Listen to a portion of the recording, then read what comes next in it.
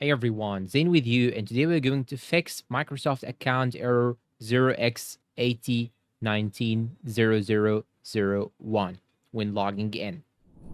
Now we need to know that there are several methods in order to fix this issue. The first one is to simply go to the start menu, click on it, then go and click on settings. And now once you open the settings, you should now go for update and security. Once you go to update and security, go to Windows security and go to virus and threat protection and make sure that you have real-time protection turned off. So this may help. And this is the first option that you can actually do. The second way that you can actually go to firewall and network. Then you should find your network that is active right here. This is my own, as you can see. So once you find it, simply click on it, then toggle this off, then toggle it on again. So make it off, then turn it on again. Then try to sign into your Microsoft account and see if your issue is fixed or not. This is method number 2. But once you have signed in, do not forget to turn the firewall back on for your safety. Now, if you still face the problem, you can even use a free VPN like Proton VPN, Windscribe, or TunnelBear.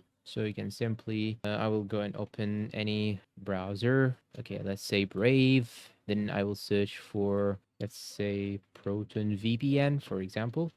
Then I will download the VPN and try to use it while signing in into my account, and your problem will be probably fixed. And that is it. I hope this video is useful to you all, guys. Thank you for watching, and goodbye.